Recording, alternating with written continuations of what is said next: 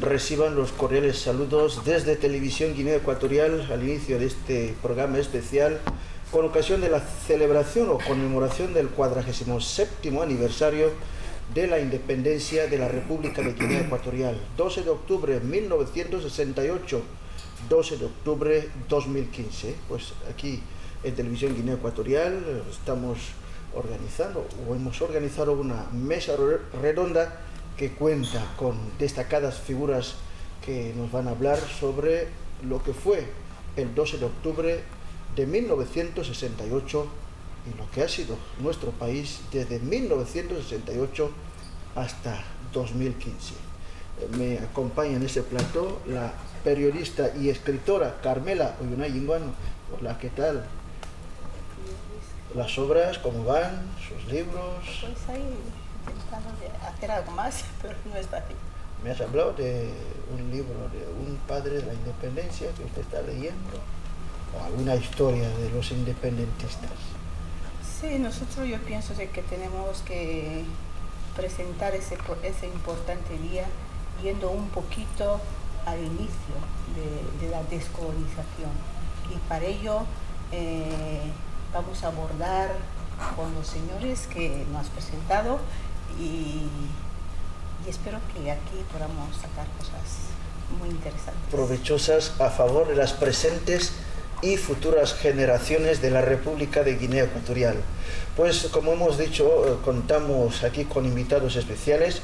Se trata del rector magnífico de la Universidad Nacional de Guinea Ecuatorial, el excelentísimo señor don Filiberto Ntutum Yemanchama. Hola, ¿qué tal, señor rector? Buenas tardes. Muy bien. Bien. La salud bien. La salud muy bien. La universidad en su día, pues... la fiesta, un momento festivo, donde la alegría está desbordando las casas y las familias. Muy bien. También tenemos aquí al señor Epifanio Jorge Muñoz Gerona, es magistrado del Tribunal Constitucional. ¿Qué tal? Muy bien. ¿Cómo se siente usted? Como en casa. Como en casa. Y en este momento que nuestro país celebra sus 47 años de vida independiente. Justo. Muy bien. Ok, también en ese plató tenemos o contamos con la presencia del excelentísimo señor don Malela Yabengali, es consejero de la presidencia del gobierno en materia de política laboral. ¿Qué tal? Muy bien. Y feliz el día 12. Somos mayores, ya tenemos 47 años y aquí estamos. Para una compartir. Edad capaz, como ha dicho el presidente en el mensaje de la Nación, capaz de asumir nuestras responsabilidades. Efectivamente, y sin vocación ninguna de contradecir al jefe de Estado, gracias a su ejemplo, Guinea ha asumido esa responsabilidad bastante antes de los 47 años. Muy antes de tener 47 años. Seguiremos comentando.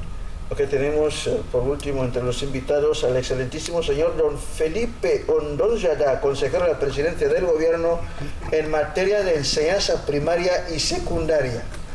Hola, ¿qué tal? Saludos. Muy bien, gracias. ¿Cómo se siente hoy, 47 años, Guinea Ecuatorial independiente? Muy contento porque otros quisieron ver este día y no lo han visto. Por fin hemos llegado a 47 años y seguimos aquí. Seguimos aquí. Seguimos Pero aquí. no olvide la anécdota, micrófono. Cerraron el Cristo crucificado, bueno, Cristo enterrado Sí. y resucitado. Esto ocurrió en el centro. Sí. Entonces era director del centro el que le ocurrió esto. Sí. El director Muñoz, ¿no? El que estuvo de director en Acacio Mañé en aquel momento, el director, un alnobonés.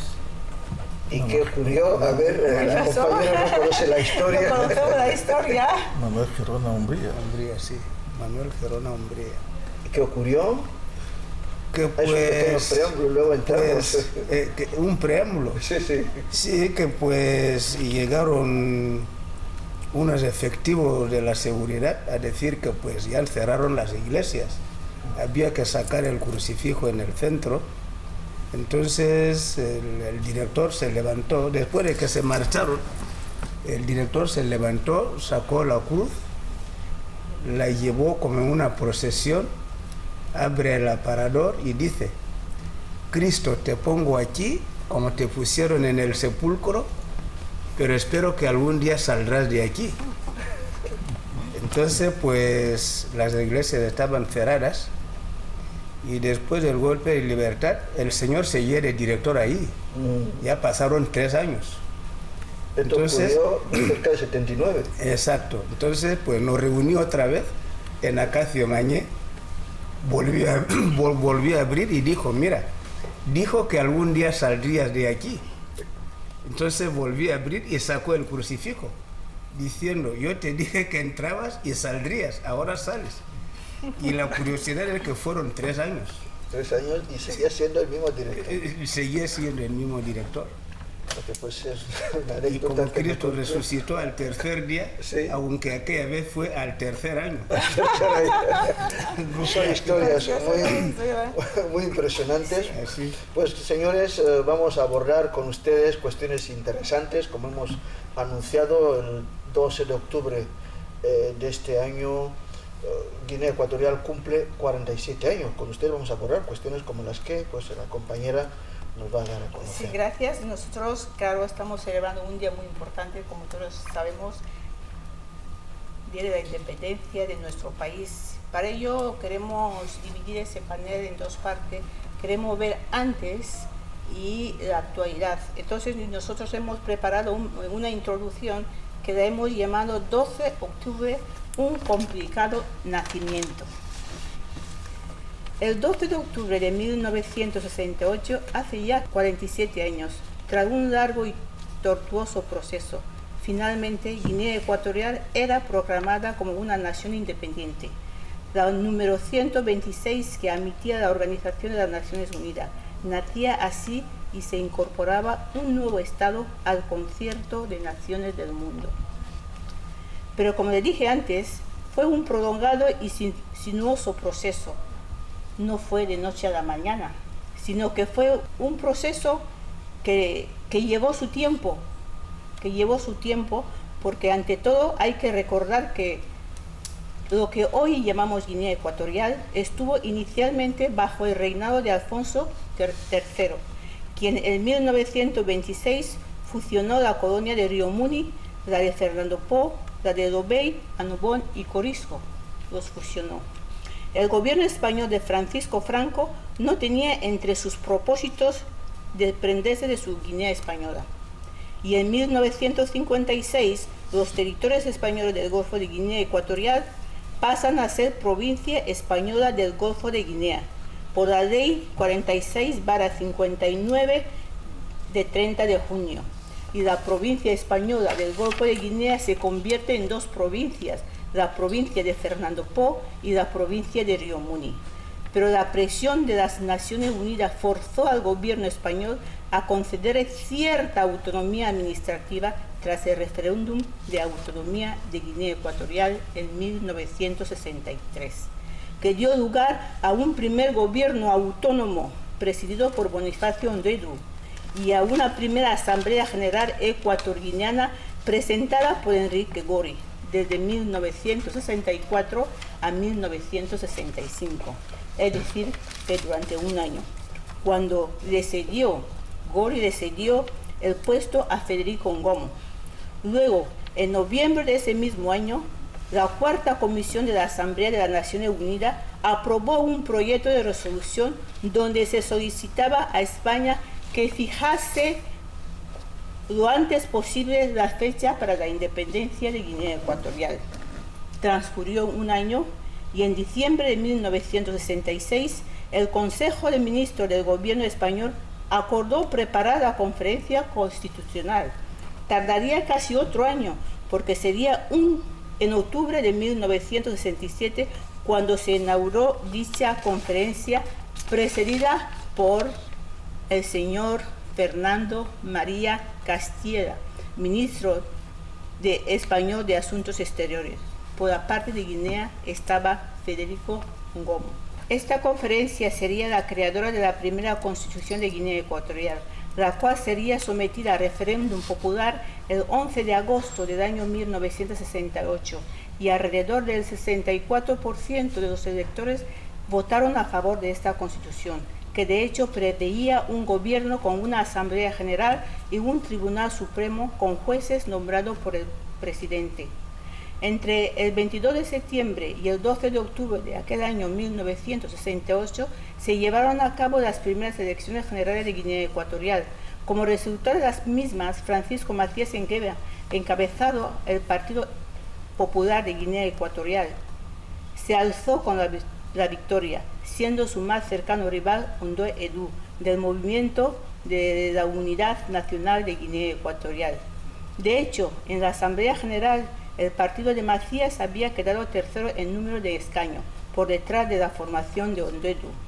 Así, el 12 de octubre de 1968, el país tuvo la total independencia con Macías como primer presidente constitucional y el Mundo Bosio como vicepresidente, en una ceremonia de traspaso de poder presidida por Manuel Fraga Iribarne, como representante de su excelencia el jefe de Estado español y ministro entonces de Información, Turismo y encargado de Asuntos Exteriores, don Manuel Fraga Iribarne, quien pronunció un discurso laudatorio ante el presidente de la nueva República, Francisco Macías. A todo lo expresado anteriormente, a pesar del desgobierno de Macías y de las pésimas manos en que nos dejó el gobierno que nos había colonizado, sin lugar a duda, el 12 de octubre fue el triunfo de la razón. Ese día se coronaron las fuerzas de muchos nacionalistas africanos que en otras tierras habían seguido con interés y pasión el proceso de nuestro país, del nacionalista guineano que habían ofrecido su vida por la independencia.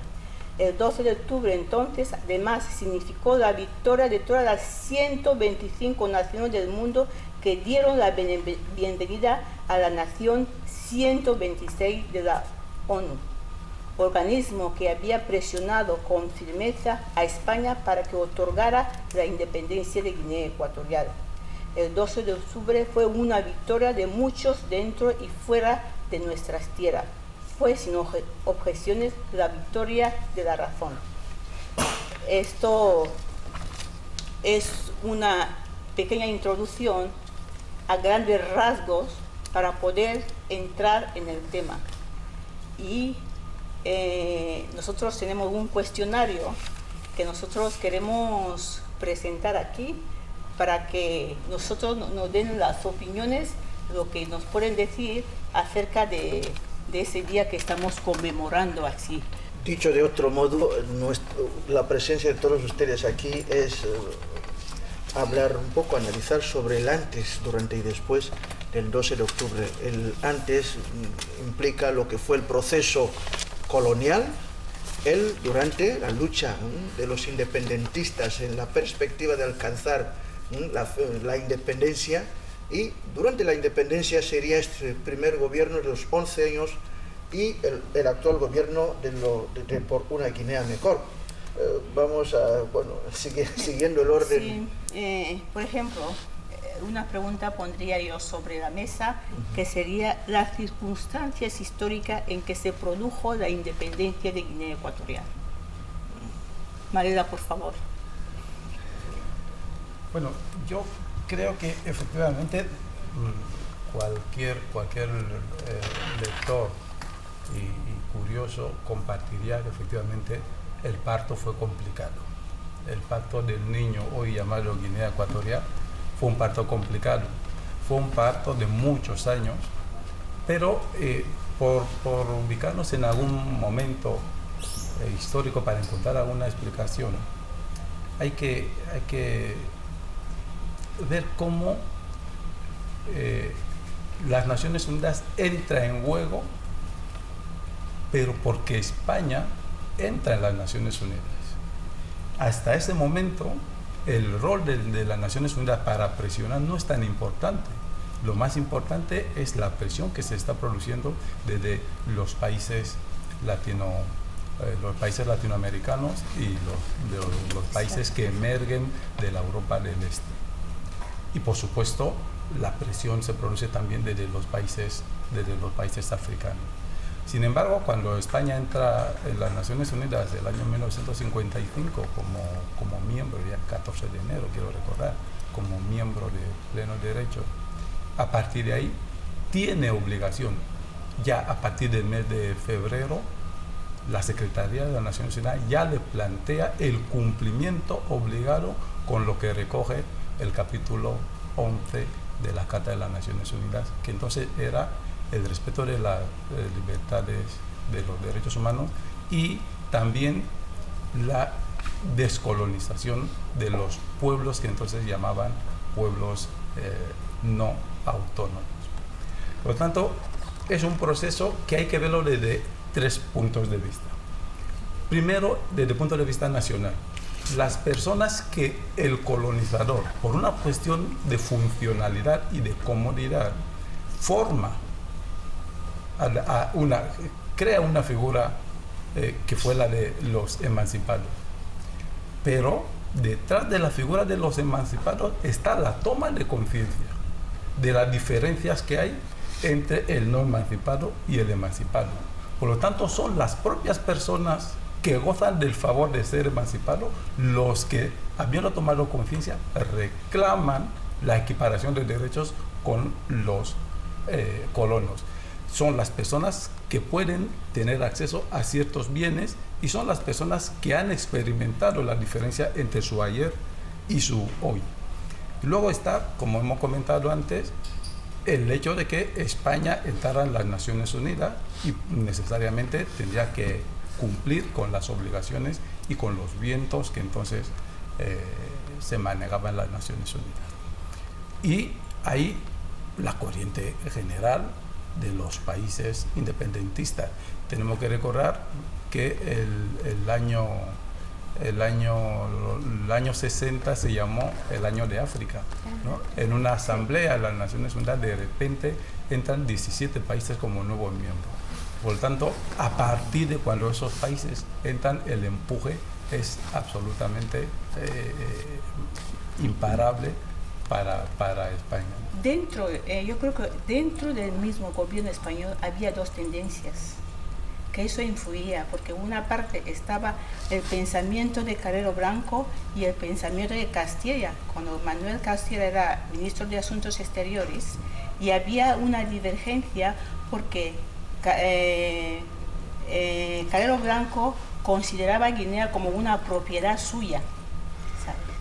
Carrero Blanco había tenido una experiencia, era de las personalidades de la política española de entonces, de lo más destacado, es el primero que llega a Santa Isabel, si no recuerdo mal, el día 19 de octubre del año 62, y pronuncia un discurso en la línea de decir que si el pueblo de Guinea Ecuatorial tomaba la decisión, Guinea Española entonces, de avanzar en la autodeterminación, de querer autogobernarse, no habría ningún problema por parte del gobierno español. Ese era un discurso forzado porque Jaime de Piñey ya lo había pronunciado en las Naciones Unidas, por lo tanto, en la coherencia de la embajada, de la representación de las Naciones Unidas y quien entonces viene en nombre del general Franco, pues era lógico que se mantuviera esa posición. Sin embargo, yo tengo, y esto es una opinión no especialmente fundada, yo tengo la sensación de que España, por cualquiera de las corrientes, llega a la independencia porque tocaba, no tanto porque alguno se planteara de verdad que Guinea debiera acceder a la independencia, ni siquiera la tesis que se sostenía en el Ministerio de Asuntos Exteriores a través de don María Castella May. Pero sí, usted no ha puesto de manifiesto las 2 opiniones, porque algunos opinan, estaban en la opuesta de una independencia global, mientras que otros abogaban. Eso queda más adelante. No, el tema de las... Sí. Quiero intervenir en esta primera parte, en el sentido de que poco importaban las diferencias dentro del gobierno español quiénes estaban a favor, quiénes estaban en contra, los detractores de la independencia. Es que ya había una resolución en pie en las Naciones Unidas en 1960 que decía que, y que preveía que todos los países ocupados, colonizados, tenían que ser independientes. Es decir, eso era indiscutible y había que materializar esta resolución. Y los movimientos independentistas empiezan a partir del fin de la Segunda Guerra Mundial, es decir, 1939-1945. En el continente africano, los grandes líderes, los africanistas, los sabios, son los que empezaron a crear esta sensación de que los países africanos tenían que ser independientes. Por lo tanto, poco importaba que España quería o no quería, porque ya estaba ahí la resolución en pie y ya había brotes de movimientos independentistas. A partir del levantamiento de este colectivo de sabios africanos y africanistas que decían de que efectivamente los países africanos tenían que ser independientes. Este es el aspecto que yo quería. Pero España frenaba la independencia de Guinea Ecuatorial. Por más freno que quería decir España, es que las Naciones Unidas ya había una declaración, ya había también países en el continente africano que habían sido independizados a partir de la base de esa resolución. Por eso digo que poco importaba el desacuerdo de España de conceder la independencia a la República de Guinea Ecuatorial. Y de hecho, ya empezó los primeros movimientos independentistas, aunque unas organizaciones clandestinas como la Cruzada de Liberación, al frente con Acacio Mañé. Entonces ya parecía despertar el interés de los guineanos, que aquí hay gente que nos están explotando, aquí hay gente que no son de este país y tienen que abandonar. Y por eso uno de los objetivos de este movimiento de Cruzada de Liberación era expulsar a los españoles en el territorio de Guinea Ecuatorial. Pero la ONU también mandó a la Comisión de los 24, que vino aquí, la Comisión Técnica vino aquí a Fernando Poo para venir a saber qué es lo que pasaba en Guinea Ecuatorial, porque España que estaba dando vueltas. Bueno, España siempre quería refugiarse en el dicho de que no, que el país todavía no estaba preparado, que no había gente preparada, que era todavía prematuro de que se diera la posibilidad de que el país accediese a la independencia. Pero ese argumento era tan débil que no podía ser suficiente como para posponer o postergar la accesión del país a la soberanía nacional. Era simple argumento. El hecho de que la Constitución que pues después utilizaría el país el siguiente año de su independencia fuera elaborado en España, ¿tenía algo que ver con esto de querer seguir controlando el gobierno de Guinea? Bueno, yo creo que el hecho, la intensa actividad de movimientos independentistas ya empieza a partir de 1967, con la elaboración, o sea, con el hecho de que se vaya a realizar en España la primera conferencia, o la conferencia constitucional, que debían de agrupar todas las capas sociales del país en aquel entonces y los poderes que funcionaban en aquel entonces, para que ese foro sirviese de base de consenso de todas las clases sociales del país y de todos los grupos. Por lo tanto, la conferencia constitucional era para diseñar el formato, qué tipo de independencia quería la República de Guinea Ecuatorial y sobre también qué bases jurídicas había que conceder la independencia. Y ahí la participación de partidos políticos en aquel entonces, la Asamblea General y después el Consejo de Gobierno Autónomo, etcétera, etcétera. Incluso había representación familiar y otros grupos que todos fueron representados en este foro para debatir, analizar y establecer las bases sólidas y jurídicas por las que el país tenía que acceder a la soberanía nacional. Lo que habría que saber si estas bases sólidas fueron realmente sólidas en el momento que el país accede a la independencia.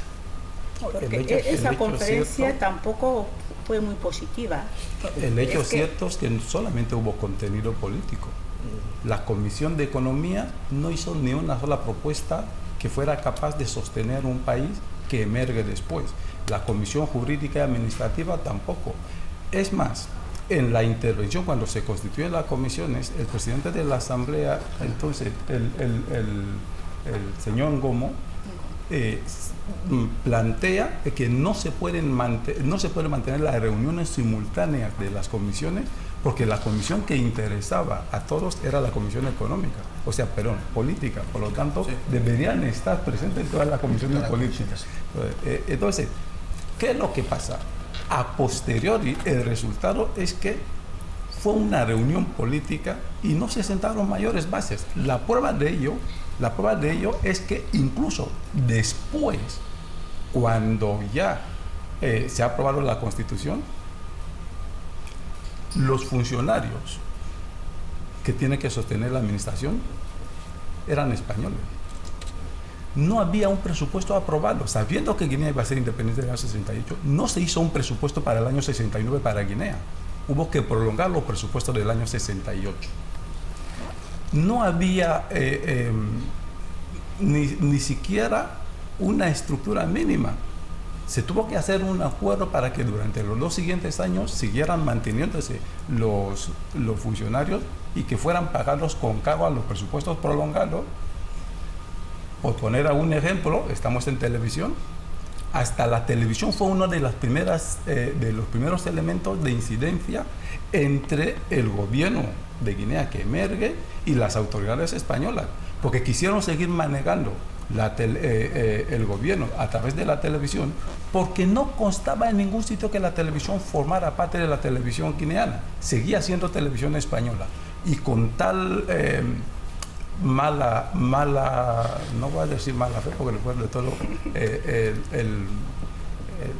el señor Ngomo decía que cualquiera que sea el resultado de esta conferencia, cualquiera que sean los destinos políticos y económicos que tome Guinea Ecuatorial, la relación cultural entre España y Guinea será para siempre. Entonces no quiero utilizar la palabra mala fe para que... Había divergencias políticas entre los guineanos. Pero incluso el embargador, quiero terminar con eso, el primer embargador que nombra España era una persona que estaba en la línea absoluta de Ondodu.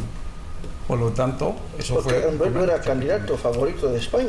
De alguna fracción. De una fracción. Hay un hecho muy importante que hay que destacar en toda esa mafia, o lo puedo llamar una mafia política que estaba llevando a cabo España, porque era ya una estrategia, porque la financiación corría a cargo de la metrópoli, del gobierno español, porque es el que financiaba. Entonces, si por un lado ya le han presionado que el país tiene que acceder a la independencia, hombres, lógicamente tenía que ir dando obstáculos, como la privación de los medios de comunicación a una parte y el recorte de la financiación, porque obligatoriamente España tenía que asumir la responsabilidad directa de financiar el proceso electoral, quiera o no. Entonces, se notó estas maniobras, estas restricciones, justamente una estrategia, porque por un lado ya no le quedaba otra que soltar, que el país accediese a la independencia. Efectivamente hubo diferencias en las comisiones, había muchos puntos de vista, unos que hacían unos planteamientos, otros que hacían otros tipos de planteamientos que no concordaban y que no unificaban los criterios por los que la comisión se había desplazado para establecer esa conferencia en Madrid, que era una conferencia puramente política, elaborar las bases para que el país acceda a la independencia. ¿A requerimiento de la ONU o de la propia España? A requerimiento del propio país, Guinea Ecuatorial, sí. Respaldado por la resolución de las Naciones Unidas, que ya ejercía una presión directa a la metrópoli o a la potencia colonizadora, de que tenía que acceder el país a la independencia. Cuando esto ocurre en Guinea, ¿cuál es la actitud de los países, cuál es la actitud de Portugal con respecto a sus colonias y Francia, entre Portugal, Francia y el Reino Unido? ¿Cómo actúan con relación a las relaciones con sus colonias? Bueno, efectivamente, primero hay que analizar desde el punto de vista de la evolución cronológica de los movimientos independentistas. ¿Qué países empiezan a independizarse dentro del panorama del continente africano? ¿Cuál era la potencia colonizadora de aquellos países? Miramos la evolución cronológica. Reino Unido de Gran Bretaña. Ahí está, entonces ellos asumieron la responsabilidad y supieron de que aquí no había otra alternativa que ceder a los países la independencia. No tenía que haber ningún tipo de mala relación con relación a sus países, porque efectivamente ya ha llegado una determinada época y un determinado periodo que las potencias colonizadoras tenían que abandonar a los países colonizados. Por lo tanto, simplemente tienen que solidarizarse y acatar la resolución de las Naciones Unidas, que los países tienen que ser independientes, los países africanos. Hablando de la formación, los países colonizados por Francia disponían de esta gracia de formarse en la Sorbona, una de las prestigiosas universidades de Francia entonces. No sé qué política llevaba España para la formación de cuadros ecuatoguineanos. Este es el problema que tuvo España, porque los otros países estaban un poco avanzados con sus colonias. ¿Avanzados en qué sentido? Algo de infraestructura ya tenían, porque ellos pensaban que ya iban a estar ahí, Muchos países europeos que formaron a sus países no era tanto como para querer formarlos, sino era para perpetuarse, que ya estaban ahí. Y España, que se quedó un poco distraído o con una malicia de fondo o por carente de medios, por eso Guinea se quedó un poco más atrás en cuanto a la formación de cuadros, que no había. Vete en la sanidad, contarían con un médico. Vete en educación, no había ni un maestro siquiera titulado. Eran solo maestros diplomados salidos de la escuela superior. ¿Y qué pasa? Cuando hubo esa presión de que Guinea va a cederse a la independencia y no hay cuadros, no hay nada, por eso a nivel de educación hicieron unos cursos en España. Con esos cursos ya venían gente con esa titulación de maestros titulados. Entonces, ¿qué quiere decir con eso? Es decir, que los otros países de estas colonias estaban más avanzadas que Guinea Ecuatorial, tanto en lo de infraestructura, que en lo de formación, que en lo de ideas políticas. O sea, estuvimos un poco como quien dice que Guinea no conozca, pero por la inteligencia de los guineanos y el esfuerzo de Dios y la naturaleza misma, que esto ya tenía que ser ya. Entonces, por eso esa fuerza impulsiva estaba ahí. Y habían dos conocimientos. Los conocimientos que hablan ahora los compañeros son conocimientos científicos, quienes entendían, quienes no entendían, quienes podían contrarrestar la idea de los colonos. Había otra fuerza bruta del pueblo que decía independencia y ya. No conocían ni qué técnicas, no técnicas, solo era independencia, apoyando a los líderes que el país tenía. Entonces la idea netamente de los españoles era como tirar, o sea, querer soltar y querer no. O sea, y la fuerza internacional les decía había que soltar. Y la vergüenza era, estamos de acuerdo a soltar, pero ¿cómo soltamos? Si al final vamos a pasar vergüenza ante el mundo internacional, que los demás formaron mínimamente a los suyos y nosotros no hemos hecho nada. A partir de esta vergüenza nacieron los obstáculos de no querer soltar, pero la fuerza obligaba que había que soltar. Pero la condición de Guinea, entonces provincia española, ¿no favorecía nada? La condición de provincia no nos favorecía nada, era, no sé si llamarlo, distraer a la gente, para que vayan sonando nuevos nombres. Es decir, Guinea quiere independencia, y solo independencia, y ellos para distraer ya trae nombre de provincia, ya trae nombre de autonomía, porque eso que iban dilatando eso es dilatando. Sí. Todo esto, como quien dice, todavía no podéis, queremos formaros, queremos poner no sé qué. Así entre la provincia hay que considerarlo como si fuese una provincia de España. Autonomía es como un curso de reciclaje, para que la gente aprendan, para que cuando lleguen a la independencia ya son personas. Y Guinea nos dice que somos personas, con o sin autonomía ya somos personas. Sí. Sí, yendo en la línea del planteamiento del periodista Luis, en el sentido de qué hacía España con relación a los países que fueron colonia de Francia en materia de formación de recursos humanos. Efectivamente, no había ningún sistema educativo en aquel entonces. Vamos a coger en la colonia. En la colonia solamente había dos tipos de enseñanza, que es la enseñanza privada y la enseñanza general. La enseñanza privada o particular estaba orientada para la formación de los hijos de los colonos que residían en el territorio de la República de Guinea Ecuatorial. Y la enseñanza general era para los hijos indígenas. Por lo tanto, a partir de ahí ya se ve la debilidad de las políticas concretas en materia de formación, cuando ya aparece discriminación en materia de la educación y en materia de formación. No había una definición clara de la política de formación en aquel entonces, y mucho más todavía en el momento de transición, que fue el momento de la autonomía, que fue de cuatro años. No había, el país tampoco tenía un sistema propio educativo, porque simplemente en aquel entonces hubo un simple decreto por el que se creaba la escuela de magisterio de Bata y magisterio de Malabo, así como la construcción de un centro de enseñanza media Carlos Luanga, en el periodo de los 4 años de transición. Por lo tanto, se veía claramente la falta de asunción de responsabilidad en materia de la formación de los autóctonos. No había una política clara en esa materia.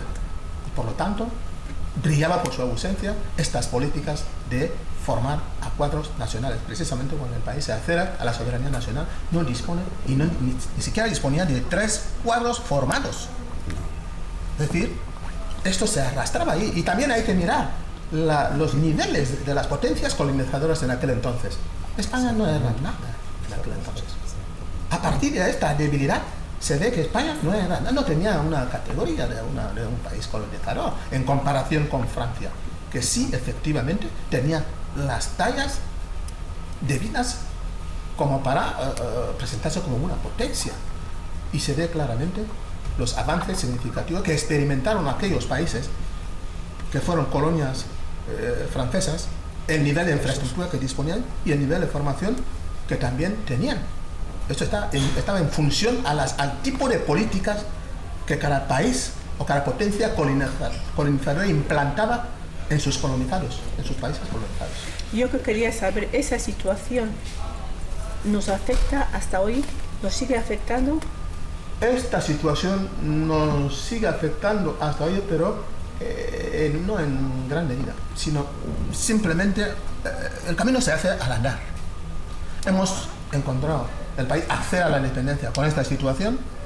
Los 11 años después de la independencia crea un panorama desolador, y a partir del 3 de agosto de 1979 a la fecha de hoy el país ha dado un salto espectacular. Ya se dispone de un sistema educativo que define claramente las modalidades de enseñanza del sistema educativo: la enseñanza preescolar, enseñanza primaria, enseñanza secundaria, formación profesional, enseñanza universitaria. Por lo tanto, ya hay bases sólidas para la formación de la persona humana. Entonces, a partir de ahí, con los propios esfuerzos del nuevo gobierno, del periodo de una Guinea mejor, ya se ve los frutos que se tienen en materia de las políticas de formación de recursos humanos. Ya tenemos alrededor de 10.000 y pico, casi para no exagerar, de recursos formados en los centros de formación en el interior del país y en las universidades del exterior. Entonces, es un indicador muy importante para responder qué hemos hecho después de heredar un país en este sentido. Podemos, bueno, el tiempo se nos está yendo y ya nos reclaman, ya estamos en el momento de descuento, pero la cuestión es de la independencia al régimen actual. ¿Qué valoración hacen ustedes, dignatarios como personalidades? Sí, en esto debíamos centrarnos un poco más. Sí. El antes y el después. Sí. Como dice el excelentísimo señor rector, vamos a ir, por ejemplo, en educación. Simplemente en la matrícula, la edad se medía por estatura. La edad, mira, ¿qué es eso? Medir edad por estatura.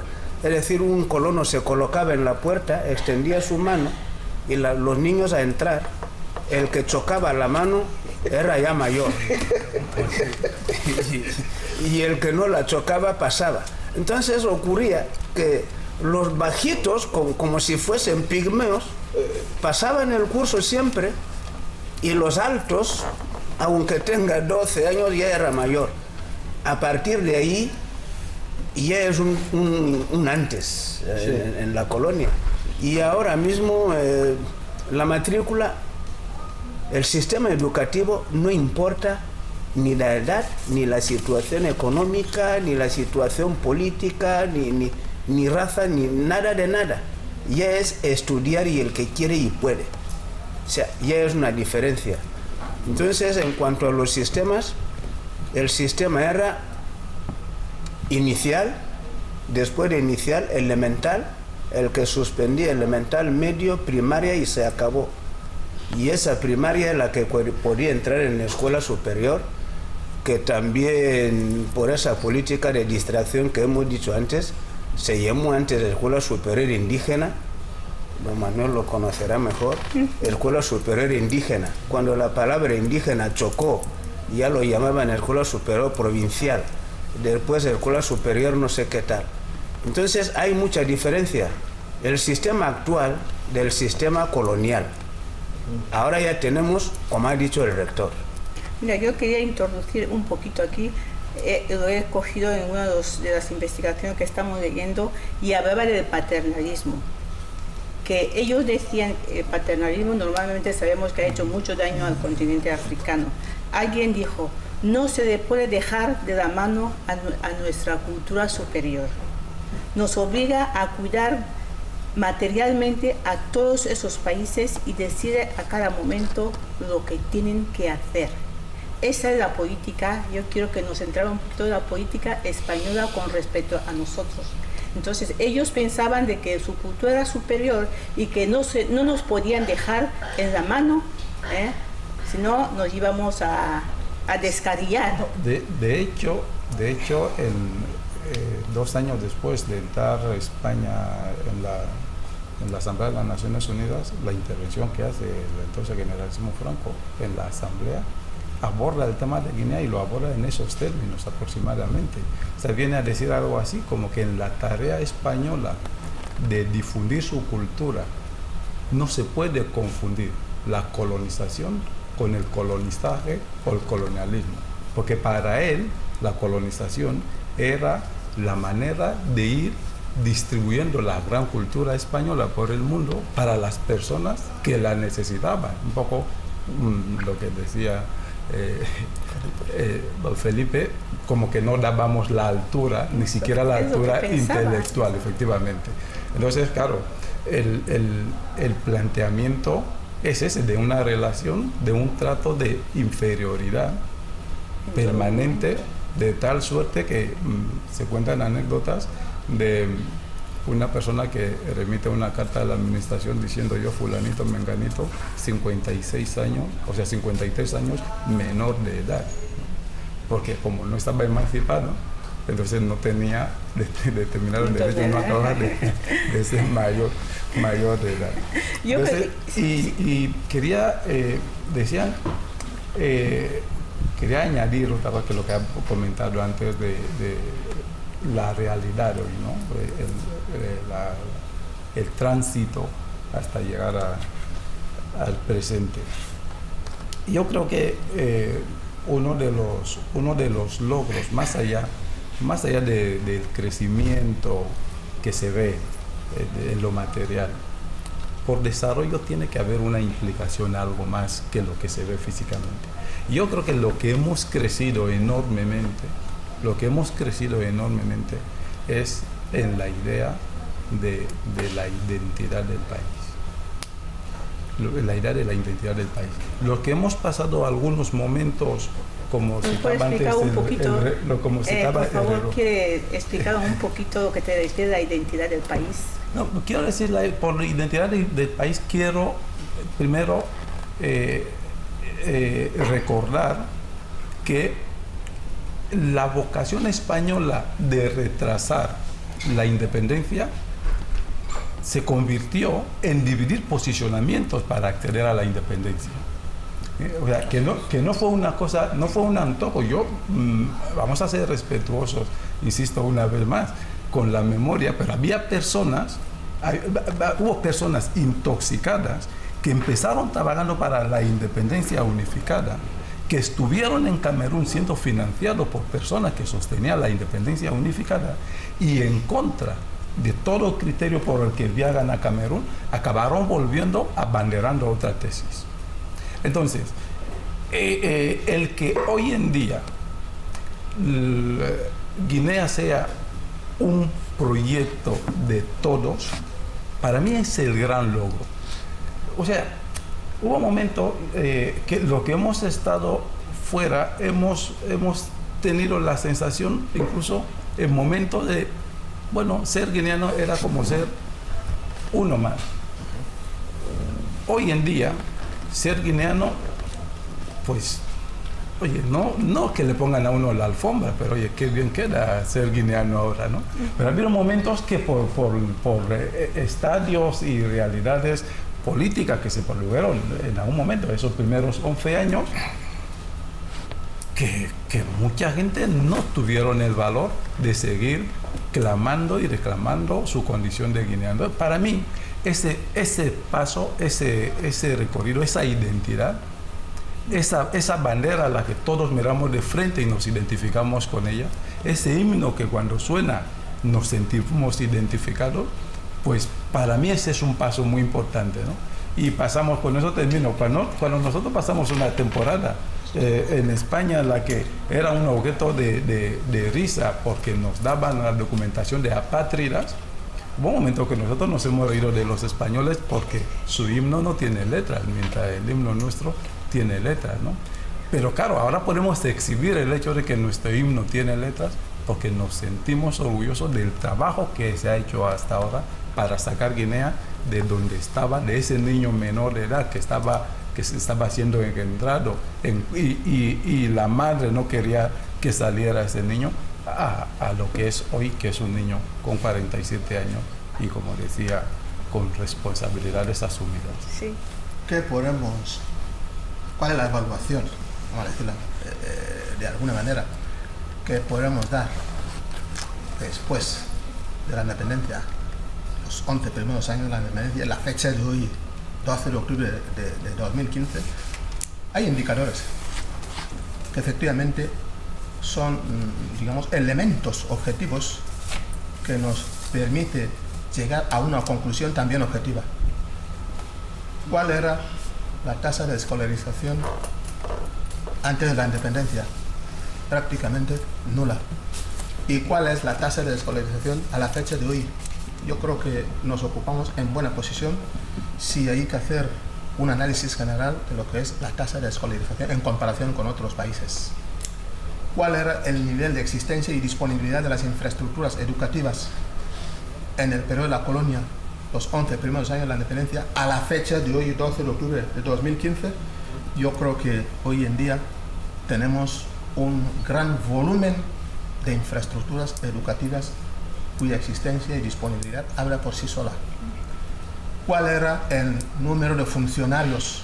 Si hay que hacer esa reflexión en el terreno de la administración pública, ¿cuántos funcionarios teníamos en el momento de la colonia o la autonomía, después los 11 primeros años de la independencia? A la fecha de hoy, yo creo que el censo habla por sí, los datos censales del funcionariado habla por sí solo. ¿Cuál era el nivel de presencia de las empresas privadas después de la independencia, los 11 primeros años de la independencia? A la fecha de hoy, esta estadística también habla por sí sola. Es decir, hay muchísimos indicadores que nos permiten llegar a unas conclusiones contundentes y objetivas, a decir que realmente estamos en buena posición y nos vamos todavía dirigiéndose en buena posición y en buena dirección. Estas son las expectativas marcadas en el horizonte 2020. Estamos consumiendo nuestro tiempo. Yo lo que quería que ustedes han visto el discurso de Su Excelencia anoche, si pueden hablar un poquito destacar algo de ese discurso.